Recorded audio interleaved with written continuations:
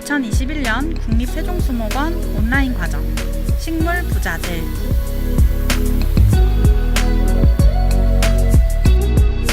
이 영상은 국립세종수목원에서 제작한 온라인 교육 프로그램으로 시청각 장애인을 위한 화면 해설과 수어를 포함하고 있습니다.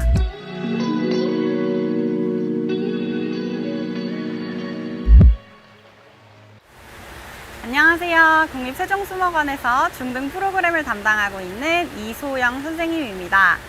수목원에는 정말 다양한 직업을 가진 사람들이 일하고 있는데요. 오늘은 그 중에서도 수목원에서 식물을 가장 많이 가지고 있는 식물 부자, 양묘 전문가에 대해 알아보고 양묘 전문가처럼 잎 한 장으로 번식하는 영양 번식에 대해 알아보도록 하겠습니다. 그러면 우리 수목원의 식물 부자인 윤현원 주임님께 양묘 전문가란 어떤 일을 하는지 여쭤보러 가볼까요? 전문가님, 양묘 전문가에 대해 알려주세요.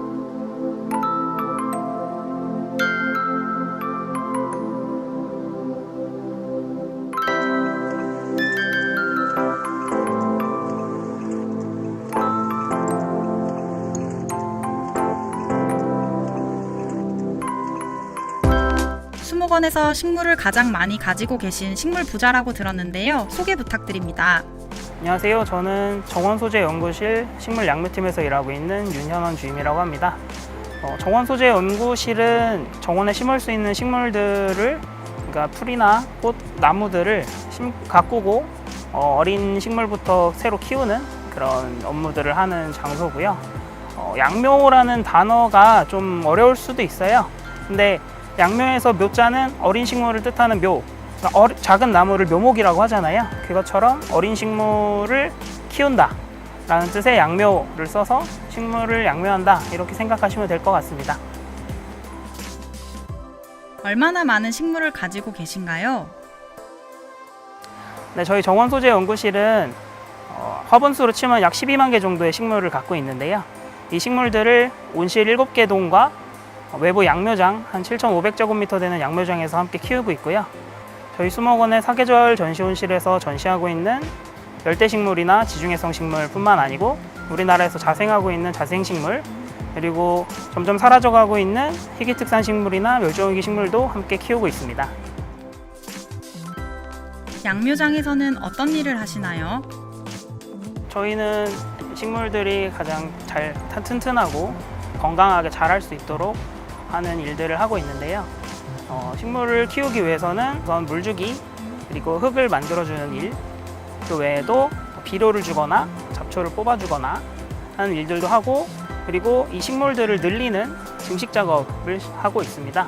우선 가장 중요하다고 생각되는 물주기 같은 경우는 얼핏 생각해보면 물만 주면 되는 거라서 쉽게 생각할 수도 있는데 그렇게 쉽지는 않은 일입니다. 왜냐하면 각각의 식물들마다 각자 자기가 좋아하는 물의 양이 다 따로 있어요. 물을 많이 필요로 하는 식물이 있고 물을 아주 조금만 필요로 하는 식물들이 있어요. 그렇기 때문에 그 각각 식물들이 좋아하는 물의 양을 우리가 미리 알아서 그에 맞게 적절하고도 정확하게 물을 주어야 되기 때문에 물 주는 일이 그렇게 쉽지만은 않은 일이에요. 그래서 저희 식물 키우는 사람들 사이에서는 물 주는 거를 좀 제대로 하려면은 3년 정도는 해봐야 이제 물을 좀 이제 잘 줄 수 있겠구나라는 말을 할 정도로 물 주기는 어려운 작업이고요.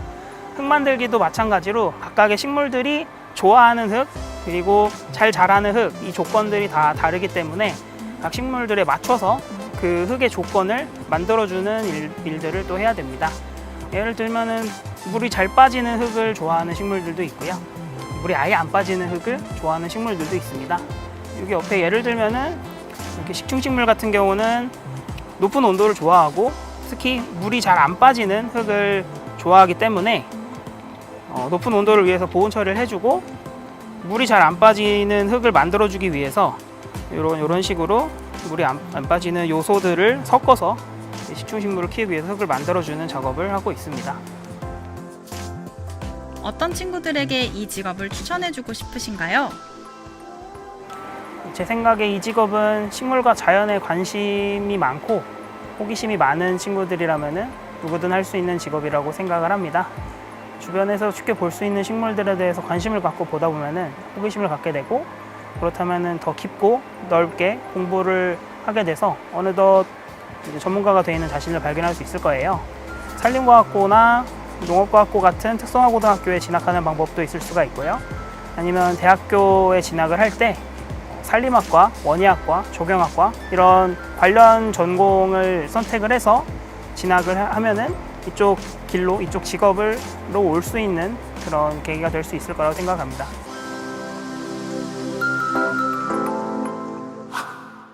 양묘 전문가에 대해서 잘 알아보았나요? 우리도 양묘 전문가처럼 베고니아라는 식물을 이용해서 영양 번식 방법을 배워보도록 하겠습니다.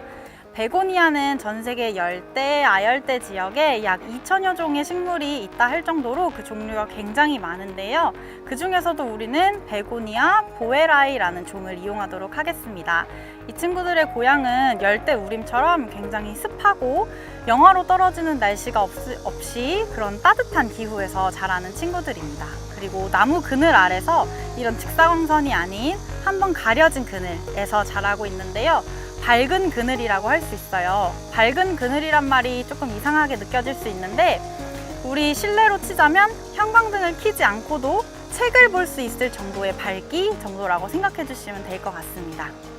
베고니아는 씨앗으로도 번식이 굉장히 잘 되고 잎으로도 굉장히 번식이 잘 됩니다. 잎으로 번식을 한다니 좀 이상한 말이죠. 식물들은 더 멀리 퍼져나가기 위해서 잎으로 이런 영양기관으로 번식을 한다 해서 영양번식이라고 하는데요. 베고니아는 이런 능력이 매우 뛰어난데요. 그래서 잎 한 장으로도 화분 100개도 만들 수 있습니다. 다만 이렇게 만들어진 식물은 화분 10개든 100개든 다 똑같은 유전자를 가지고 있기 때문에 병이나 이제 환경 변화가 일어났을 때 다 똑같이 반응을 하죠. 그래서 다 한꺼번에 죽어버릴 수도 있습니다.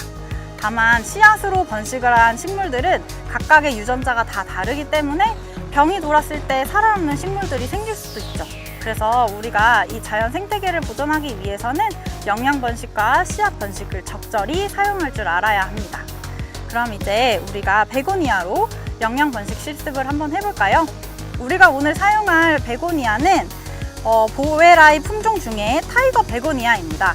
정확한 이름이 있지만 좀 어려우니까 오늘은 꽃시장에서 부르는 이름으로 타이거 베고니아로 설명하도록 하겠습니다. 그럼 먼저 실험에 앞서서 우리가 가위가 더러우면 균이 번식할 수 있으니까 알코올 티슈로 한번 닦아주도록 하겠습니다. 가위 안쪽을 닦을 때는 손이 베이지 않게 조심해 주세요. 첫 번째 실험 방법은 잎 전체를 활용하는 방법입니다. 준비물은 지피 펠렛, 빙수컵, 스펀지, 집게가 필요합니다.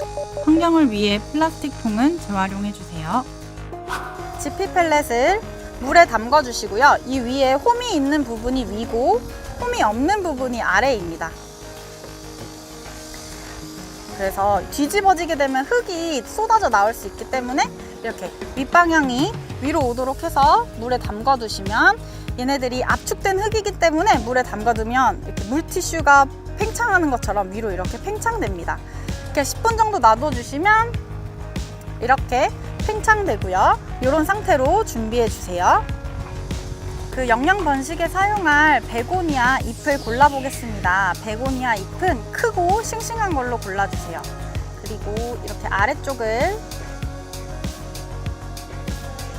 잘라주신 뒤에 손가락 한 마디 정도를 남겨놓고 잘라주세요. 자를 때는 사선으로 잘라주시면 됩니다.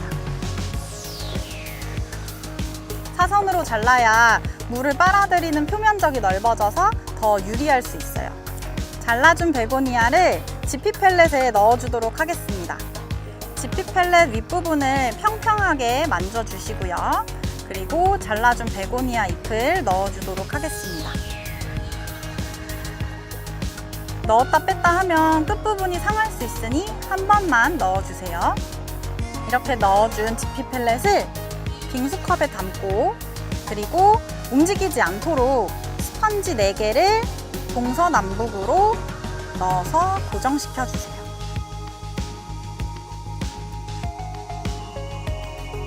그런 다음은 물을 줄 건데요. 물은 이렇게 분무기를 이용해서 2번 정도, 그리고 뚜껑에도 2번 정도 뿌려주세요. 물 주기의 포인트는 공중 습도는 높게, 그러나 바닥에 물은 고이지 않게 해주는 것이 포인트입니다.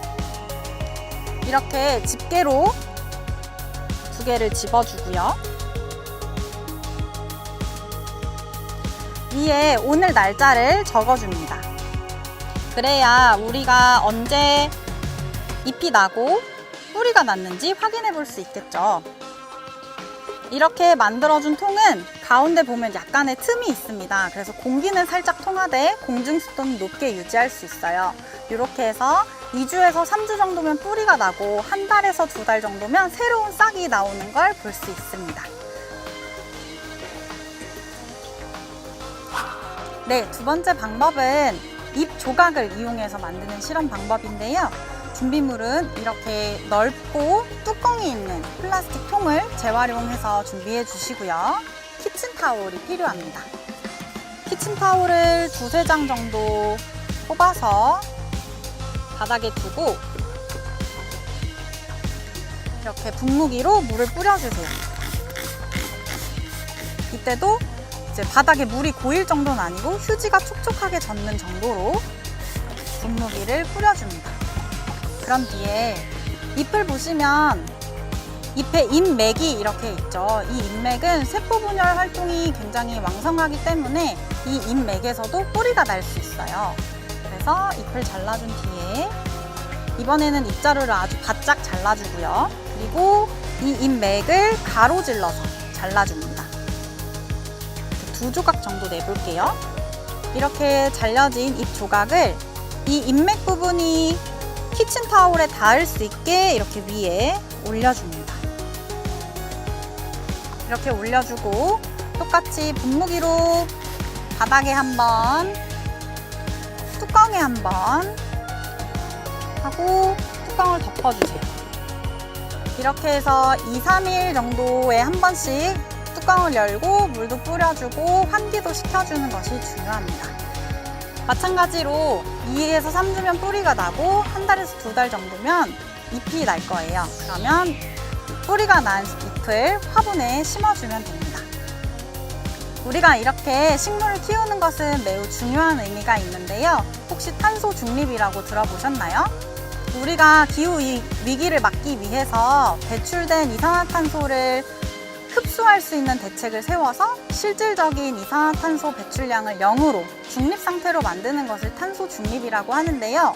식물은 광합성을 하면서 이산화탄소를 빨아들이기 때문에 중요한 흡수원이라고 할 수 있습니다. 우리 친구들도 베고니아를 키우면서 우리가 일상생활 속에서 할 수 있는 탄소 저감 방법은 무엇이 있는지 한번 생각해 보도록 해요. 우리가 오늘 영상을 통해 양묘 전문가에 대해 알아보고 양묘 전문가처럼 영양 번식 방법도 실험해 보았습니다. 그리고 탄소 중립까지 생각해 보았는데요. 우리 친구들이 영양 번식에 꼭 성공해서 주위 사람들과 반려식물을 나누는 즐거움도 누려보고 국립세종수목원에 방문해서 100여 종 이상의 아름다운 베고니아도 관찰해 보길 바래요. 안녕!